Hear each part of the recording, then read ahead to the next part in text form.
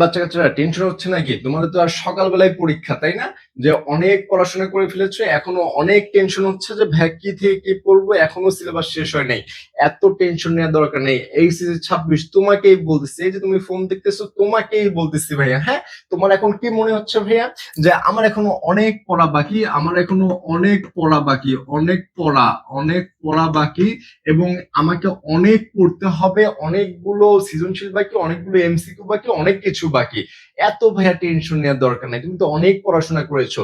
যদিও টেনশন হবে, কেননা তোমাদের জীবনে বলা যায় মোস্ট ইম্পর্টেন্ট এখন পরীক্ষা হচ্ছে এইচএসসি, কারণ তোমার তো এখন সবচেয়ে বলা যায় কি লাস্ট স্টেপ, কারণ তোমরা যেহেতু ইন্টার পর্যন্ত পড়ে ফেলেছো, এখন তোমাদের পরীক্ষায় কি এইচএসসি দিতে হবে।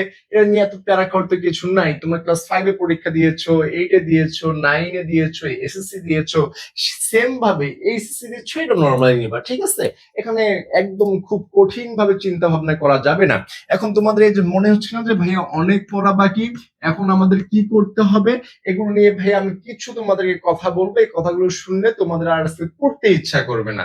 এটা নিয়ে আবার খারাপ ভাবে না, ঠিক আছে? এখন পড়া যাবে না, এই জন্য তোমাকে বলতেছি। দেখো, তোমাকে কি কি বলবো, যে নতুন কিছু পড়া থেকে বিরত থাকতে হবে। কি করতে হবে? নতুন কিছু পড়া থেকে বিরত থাকতে হবে। তুমি ভাইয়া অনেক পড়ছো ভাইয়া। তুমি এই বিগত কয়েক মাসেও তুমি অনেক পড়ে ফেলছো। যখন পরীক্ষার রুটিন দিছে তখন থেকে তোমার মাথায় কি একদম টেনশনে অবস্থা খারাপ হয়ে গেছে। তখন থেকে তুমি এতই পড়াশোনা করছো, এই পরীক্ষা আগের রাতে নতুন কিছু কি নতুন কিছু পড়া যাবে না, নতুন কিচ্ছু পড়া যাবে না। যদি পড়ো তাহলে ভুলে যাবা, ঠিক আছে? এবং দেখো এখানে কি করতে হবে, শুধুমাত্র রিভিশন করতে পারো ভাইয়া, শুধুমাত্র রিভিশন করতে পারো। তুমি যারা পড়েছো, যে তুমি গতকাল বা তার আগের দিন যা যা পড়েছো, এই পর্ব তুমি আরেকবার রিভিশন করে শুয়ে যেতে পারো, ঠিক আছে? এরপর দেখো যে আত্মবিশ্বাস বৃদ্ধি।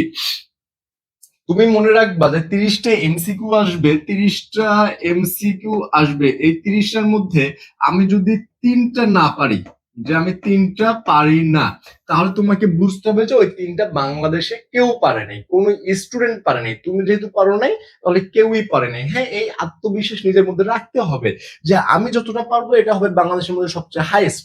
এর বাহিরে আর কোনো এমসিকিউ কেউই পারবে না। যদি স্যার দেয় সেটা স্যার, তাহলে বইয়ের বাহির থেকে দিচ্ছে, এরকম তোমার মাথায় রাখতে হবে।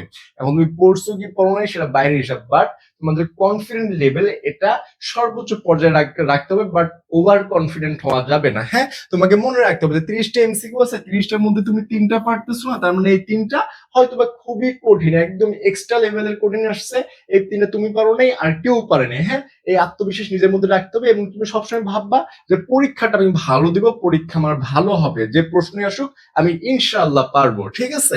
এরপরে দেখো, মানসিক চাপ কমানো। তোমার এখন মনে হচ্ছে যে পড়া তো অনেকগুলো বাকি, কবিতা অনেকগুলো বাকি, গল্প অনেকগুলো বাকি, এখন নাটক উপন্যাস দেখি নাই। ভাই এত প্রেশার নিয়ে এত কিছু নেই, এখন তুমি সারা রাত যদি পড়ো শেষ হবে? বা তুমি এই যে প্রেশার নিচ্ছ, তুমি প্রচুর চাপ নিচ্ছ। হ্যাঁ, তুমি প্রচুর চাপ নিচ্ছ। এত চাপ নিয়ে তোমার কি পড়া এক লাইন আগাইছে? তুমি যে এত চাপ নিচ্ছ, এই যে এত চাপ নিচ্ছ, নিয়ে কি তোমার একটা কবিতা কমপ্লিট হয়ে গেছে, বা 300 এমসিকিউ কমপ্লিট হয়ে গেছে? কিছুই তো হয় নাই। তাহলে তোমার চাপ নিয়ে লাভ কি? একটু রিল্যাক্স থাকো, তুমি যা পড়ছো সেগুলো আবার তুমি একটু সামারাইজিং করো। হ্যাঁ, তারপর দেখো, তারপর আমরা কি করব, তারপর আরো কিছু আমাদের কাজ আছে। সব প্রয়োজনীয় জিনিসপত্র গুছিয়ে রাখা। তোমাদের কিন্তু এখন পড়ার টাইম শেষ হয়ে গেছে ভাইয়া। হ্যাঁ, তোমাদের এখন কাজ কি, কালকে যে পরীক্ষা যাবা, তুমি যে যুদ্ধক্ষেত্রে যাবা, তোমার ঢাল তলোয়ার সবকিছু রেডি রাখতে হবে। হ্যাঁ, তুমি ঢাল তলোয়ার ছাড়া যে ওখানে যুদ্ধ করবা কি দিয়ে ভাইয়া? তোমাকে কেউ যে একটা কোপ দেয়, তোমাকে তো ঢাল দিয়ে আটকাতে হবে, তাই না? সেই ঢাল তোলার মধ্যে সবকিছু লাগবে। সেটা হচ্ছে প্রবেশপত্র। তোমাদের যে এডমিট এবং রেজিস্ট্রেশন কার্ড আছে, যে এডমিট এবং রেজিস্ট্রেশন কার্ড, সেটা মাস্ট বি তোমরা ফাইলের মধ্যে তোমরা ঢুকিয়ে নাও। তোমাদের যে ফাইল আছে সেই ফাইলে ঢুকিয়ে রাখবা। আর পেন, নতুন পেন, ডিরেক্ট নতুন পেন তোমরা কেউ নিয়ে যাবে না। নিয়ে যেতে পারো, লেখা শুরু করবে না। তোমার যে ইউজড পেন থাকবে, হ্যাঁ, তোমাদের যে ইউজড পেন আছে সেই পেন কমপক্ষে 3 থেকে 4টা তোমাদের সাথে রাখবা। কারণ একদম নতুন পেন নিয়ে যখন লেখা শুরু করবা, সেই লেখাটা কি হবে না, সেই লেখাটা রান করবে না, অর্থাৎ কি স্লো যাবে। আর যখন একটা পুরাতন পেন দিয়ে লিখবা, লেখা দেখবে বুলেটের গতিতে যাচ্ছে। হ্যাঁ, এই জন্য নতুন পেন থেকে পুরাতন পেন ইউজ করার ট্রাই সবচেয়ে বেশি করবা, ঠিক আছে? এবং তোমরা এর সাথে আরো কয়েকটা জিনিস রাখতে হবে। সেটা হচ্ছে কি, স্কেল রাখবে, কারণ তোমাকে মার্জিন টানতে হবে না ভাইয়া। মার্জিন টানতে হবে না, এই জন্য স্কেল রাখবা, রাবার রাখবা, পেন্সিল রাখতে পারো, মার্জিন টানার ক্ষেত্রে পেন্সিল ইউজ করতে পারো। ঠিক আছে, এই জিনিসগুলো তোমাদেরকে অবশ্যই মাথায় রাখতে হবে এবং এগুলো এখনই গুছিয়ে রাখতে হবে, কালকে সকালে না। কালকে সকালে তুমি তাড়াহুড়োয় অনেক কিছু ফেলে রেখে যেতে পারো। এরপরে দেখো অন্যান্য ডিভাইস, কালকে যদি আমাদের অন্যান্য ডিভাইস আর লাগতেছে না, জাস্ট এগুলা এই অল্প কিছু জিনিস রাখলেই তোমার হয়ে যাচ্ছে। কিন্তু এই যে এই জিনিসটা, প্রবেশপত্র অর্থাৎ এডমিট এবং রেজিস্ট্রেশন কার্ড ছাড়া কেউ যদি যাও, যেও লাভ নাই, তো পরীক্ষা হবেই না। হ্যাঁ, এরপরে দেখো, এরপরে হচ্ছে আমাদের যে ঘুম, খাদ্যাভ্যাস ও শারীরিক যত্ন। তোমরা এখন যেটা করো, পরীক্ষার আগের রাতে সবাই রাত জেগে ধুমাই সারা রাত পড়াশোনা করো, সকালে হালকা 1 থেকে 1.5 ঘন্টা ঘুমাই দিয়ে পরীক্ষার হলে চলে যাও। এই জিনিসটা ভাইয়া তোমাদের জন্য খুবই খারাপ ভাইয়া। কি বললাম? খুবই খারাপ। কেন বললাম? যে দেখো, তোমার যখন পর্যাপ্ত ঘুম হবে, মানে তুমি 6 থেকে 7 ঘন্টা, এখানে তুমি 5 ঘন্টাও ঘুমাইতে পারো, কিন্তু 5 ঘন্টার নিচে নামা যাবে না। 6 থেকে 7 ঘন্টা যখন তুমি ঘুমাবা, তখন তোমার যে মস্তিষ্ক, মানে একটা গাড়ি যখন একটা তুমি বাইক চালাও, টানা 300 কিলো যদি বাইকটা চালাও, বাইকটার কি অবস্থা হবে ভাইয়া তুমি বলো তো? বাইকটা দেখা যাবে ইঞ্জিন খুবই হিট হয়ে যাবে, অথবা ইঞ্জিন সিজ করতে পারে, অথবা কি স্টার্ট অফ হয়ে যাবে, ঝামেলা হবে না? ইঞ্জিনের সাউন্ড চেঞ্জ হয়ে যাবে। এই যে কত প্রবলেম। আমাদের মাথাতেও একটা ইঞ্জিন আছে, কি আছে? মস্তিষ্ক আছে। এই মস্তিষ্কটা একটা রেস্ট হচ্ছে, সেটা হচ্ছে ঘুম। যখন তুমি ঘুমাবা, পর্যাপ্ত ঘুম দিবা, তখন দেখবা তোমার মস্তিষ্কটা রেস্টে চলে যাচ্ছে। যখন আবার ঘুম থেকে উঠবা, মস্তিষ্ক সচল হয়ে যাবে, একদম পূর্ণ দমের সচল হয়ে যাবে। হ্যাঁ, এই জন্য সারা রাত না জেগে পর্যাপ্ত ঘুমানো দরকার। ঘুম মস্তিষ্কের কার্যক্ষমতা সচল রাখে, কি রাখে? কার্যক্ষমতা। এবং পরীক্ষার হলে স্মৃতিশক্তি সতেজ রাখে। তুমি দেখবা যে পরীক্ষার হলে আমাদের অনেকগুলো এরকম মনে হয় যে 50% মনে থাকে, বাকি 50% ভুলে গেছে, এরকম হয় না? সেই 50% ভুলে যাওয়ার মেন রিজন হচ্ছে যে তুমি রাতে না ঘুমিয়ে সারা রাত পড়াশোনা করছো, সারা রাত হয়তো বা কেউ টেনশনে ঘুমাতে পারো নাই, ফোনে স্ক্রল করছো, ক্লাস দেখছো সারা রাত। এই কারণে কিন্তু এই জিনিসটা হয়ে থাকে। এই জন্য ভাই পর্যাপ্ত ঘুমাইতে হবে। ঠিক আছে, এরপর হচ্ছে হালকা খাবার। সকালে অনেকে খাওয়া দাওয়াই করো না, কিন্তু ভাই তোমাকে হালকা খাবার খেয়ে যেতে হবে। এখন তুমি এই তেল মশলাযুক্ত খাবার এড়িয়ে চলবা। হ্যাঁ, তেল মশলাযুক্ত খাবার সকালবেলা খেয়ে যাবা না। তুমি হালকা খাবার খেয়ে যাও, একটা ডিম খাও, হালকা দুধ খেতে পারো, খেয়ে তুমি পরীক্ষা হলে চলে যাও, অথবা হালকা নাস্তা করে। ঠিক আছে, পরীক্ষা হলে কিছু না কিছু তোমাকে খেয়ে যেতে হবে, একদম খালি পেটে পরীক্ষা যাবা না। 3 ঘন্টা পরীক্ষা, হিউজ টাইম, কিন্তু খিদা লেগে যাবে। যখন ক্ষুধা লেগে যাবে, তখন তোমার মাথা আর কাজ করবে না। ঠিক আছে, এরপরে দেখো পর্যাপ্ত পানি পান। তুমি তো অবশ্যই পর্যাপ্ত পানি খাবে। এর সাথে পরীক্ষার হলে, পরীক্ষার হলেও তুমি কি নিয়ে যাবা? পানি নিয়ে যেতে পারো। 1 বোতল পানি নিয়ে যেতে পারো, ½ লিটার একটা ছোট একটা বোতল নিয়ে যেতে পারো, এটা তোমার কাজে দিবে। এরপরে দেখো, এরপরে আমরা কি করবো ভাইয়া? এই দেখো, তোমার যে ঘুমের কথাটা বললাম, সেটা আমি তোমাকে একটু এখানে দেখাই দেই।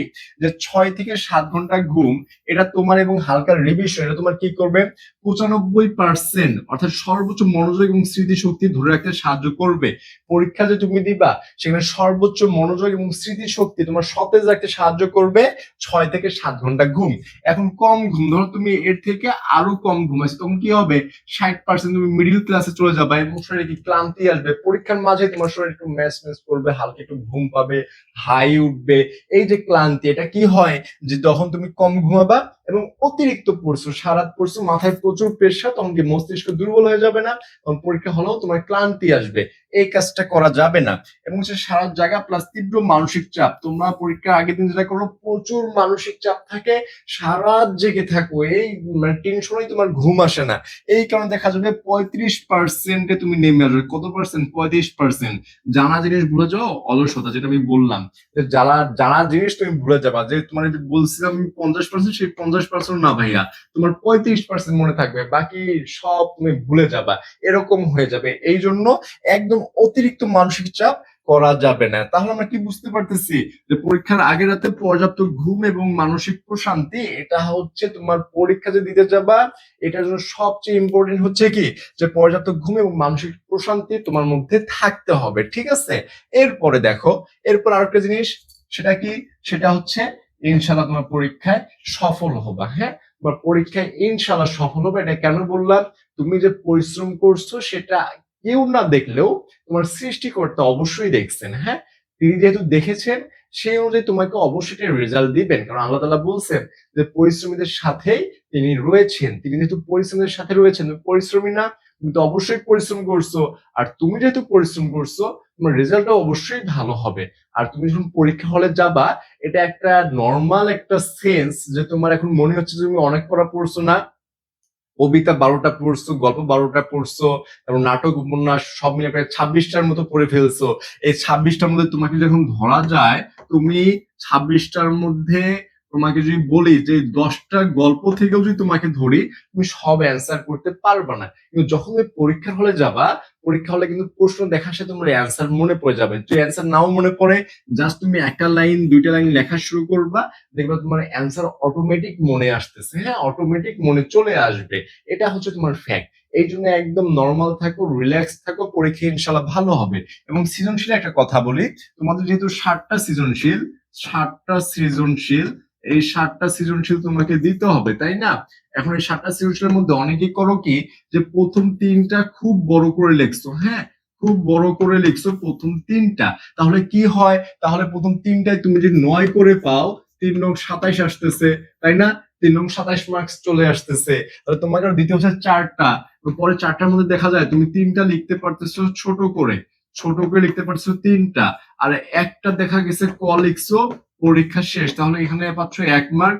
আর এই যে ছোট করে লিখলা, ১০-এর মধ্যে তুমি ধরো সেখানে পাবা কত, ৬ অথবা ৭। এবারে যদি তুমি যদি ৬ করে পাও, তাহলে ৬ ৩ ৬ ১৮, কত আসতেছে ১৮, আর এখানে ধরো এই যে ১, তাহলে ১৯, ২৭ আর হচ্ছে ১৯, ৯ আর ৭ ষোলো ৬, হাতের ১ ২, ২ এর দ্বারা ২ ৪, ৪৬, কত আসতেছে ৪৬ আসতেছে ভাইয়া। তাহলে তুমি যদি একদম বড় করে লিখতে চাও, তাহলে তুমি ফুলফিল কমপ্লিট করতে পারবে না, যাদের হাতের লেখা ষোলো।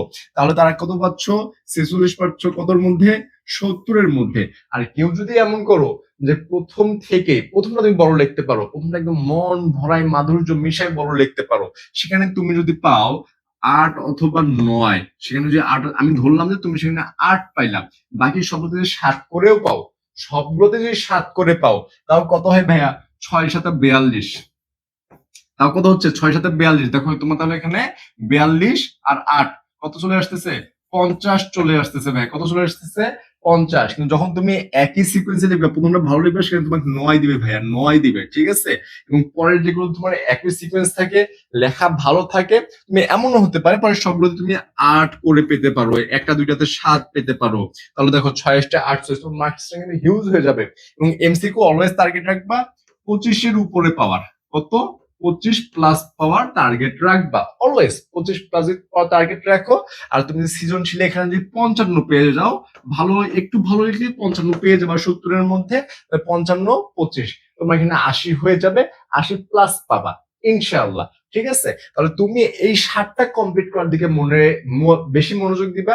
তোমাকে বড় করে লিখতে হবে, একদম ইলাবোরেট করে লিখতে হবে, এটা না। তুমি ইনফরমেশন দাও, ক ১ লাইনে শেষ করো, খ ফার্স্টে ১ লাইনে অ্যান্সার করো, পরে আর কিছুটা ব্যাখ্যা দান করো, এরপরে গ সেম ভাবে ফার্স্টে ১ লাইনে শেষ করো, অ্যান্সারটা জাস্ট ঢুকে দিবা ফার্স্ট লাইনে, তারপর তুমি ব্যাখ্যা ২টা বা ৩টা ধাপে করবা, ঘ সেম ব্যাপার, তুমি ১.৫ পেজ অথবা ১ পেজ প্লাস হয়ে শেষ হয়ে যাবে। এইভাবে তুমি যদি ৭টা সৃজনশীল দেখো, ৭টা সৃজনশীলের মধ্যে তুমি ৫৫+ অথবা ৫৫+ পেয়ে যাবা, তখন তোমার প্লাস আসার সম্ভাবনা অনেক বেশি থাকবে। ঠিক আছে? তো এই ব্যাপারটা মাথায় রাখবা। এবং পরীক্ষার আগে এখন তোমাকে একদম রিল্যাক্স থাকতে হবে, চিন্তা ভাবনা করা যাবে না। এই ব্যাপারগুলো রেখে পরীক্ষা হলে যাও, ইনশাআল্লাহ তোমাদের জন্য ভালো কিছু ওয়েট করতেছে। এবং প্রশ্ন কঠিন, আহামরি যে কঠিন হবে এরকম মাথায় রাখবে না, তোমার মাথায় রাখবা যে প্রশ্ন আমার জন্য ইজি হবে, আমি সবকিছু পারবো, আমি সবকিছু পড়ে ফেলছি। হ্যাঁ, ডিপ্রেসড হওয়া যাবে না, সেলফ কনফিডেন্ট থাকতে হবে। তুমি নিজেকে কনফিডেন্ট রাখো, ইনশাআল্লাহ পরীক্ষা তোমাদের ভালো হবে। পরীক্ষা দিয়ে আসবা, পরীক্ষা দিয়ে এসে জানাবা তোমাদের পরীক্ষা কেমন হয়েছে। ঠিক আছে? তো ধন্যবাদ এবং শুভকামনা সবার জন্য। ইনশাআল্লাহ নতুন কোনো ভিডিওতে তোমাদের সাথে আবারও দেখা হবে।